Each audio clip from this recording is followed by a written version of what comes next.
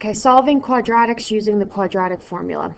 So in some cases, it may be a little difficult or possibly impossible to factor a quadratic equation. So this is a different way to solve quadratic equations in the case that you're having issues factoring it. So the formula, okay, is x equals negative b plus or minus, okay, that's a plus or minus symbol, so you're going to add and then you're going to subtract, the square root of b squared minus 4ac, and all of it is over 2a. And that's in reference to when you have ax squared plus bx plus c. So a is going to be the coefficient of the x squared, b is going to be the coefficient of x, and c is going to be the constant at the end. Okay? Now, don't get too overwhelmed by this. There's some good news, first of all. This is on your formula sheet, so you will never have to memorize this.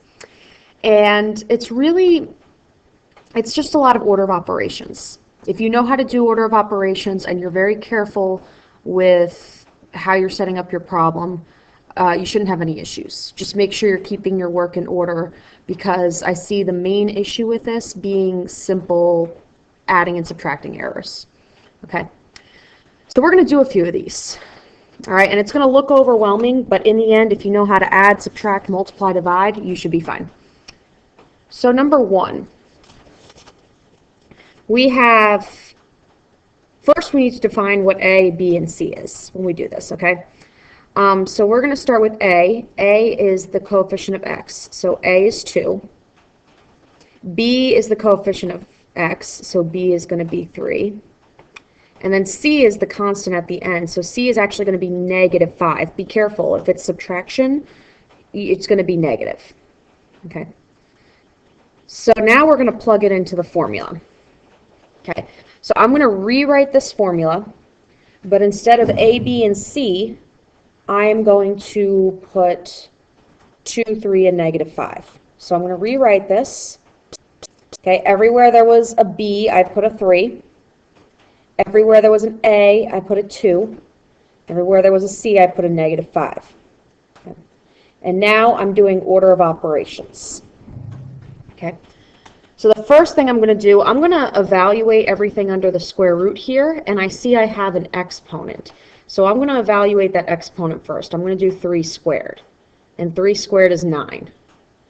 Okay. So I'm just going to replace that 3 squared with a 9, and then I rewrote everything else. Now I'm going to do that multiplication that's under the square root.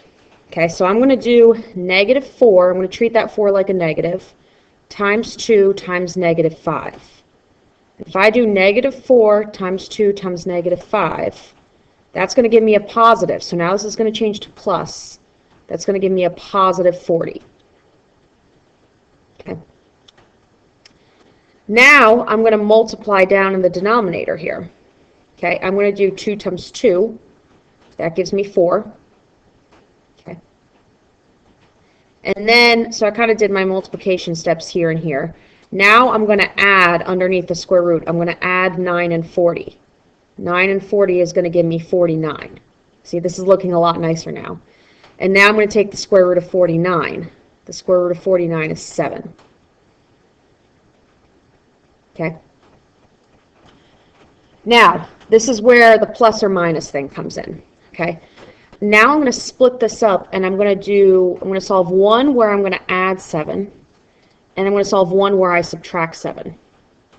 Okay, so I'm doing 2 different problems now. I'm breaking this up into 2 problems. In one problem, I'm going to do negative 3 plus 7. The other problem, I'm going to do negative 3 minus 7. So let's start with plus 7. Negative 3 plus 7 is going to give me 4.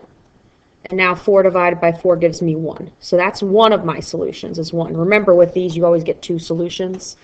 Okay, one of my solutions is 1. The other solution comes from subtracting. So negative 3 minus 7 is going to give me negative 10.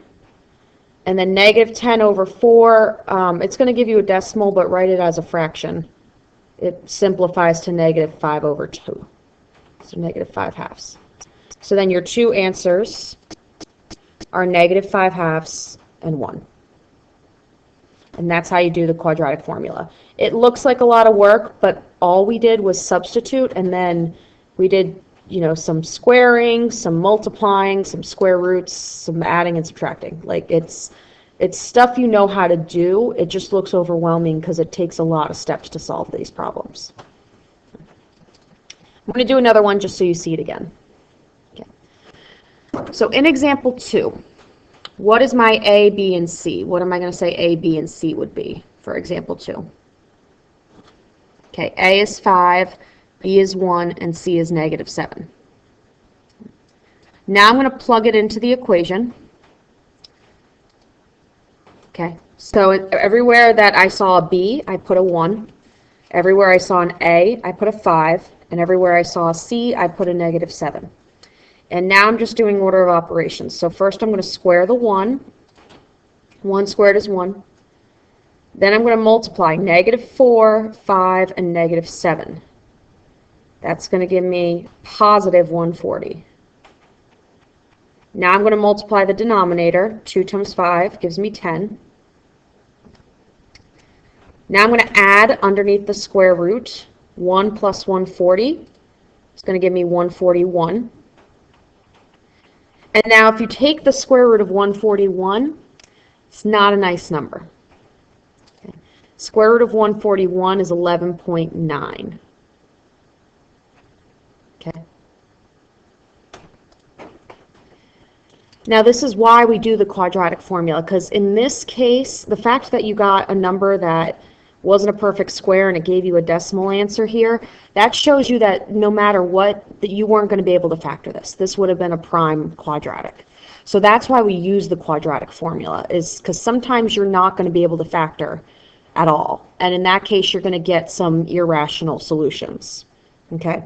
So that's the point of this, is to find if there are irrational, like there's still solutions, but they're irrational numbers, so that's why we use this formula. It's okay, go ahead and round it, and then just keep on going. So now I'm going to split this up into plus and minus. And on the plus side, -1 plus 11.9 is going to give me 10.9. And then when I divide 10.9 divided by 10, I get 1.09. On the minus side, when I subtract them, I get -12.9. And then dividing by 10 gives me -1.29. So my two solutions are about -1.29 and 1.09. All right, let's do one more problem just so you can see this one more time. Okay. This last problem over here. Okay, what would my A, B, and C be for example 3? Okay, A is going to be 9 because that's in front of x squared, but there's no x, right? So I'm actually just going to put 0.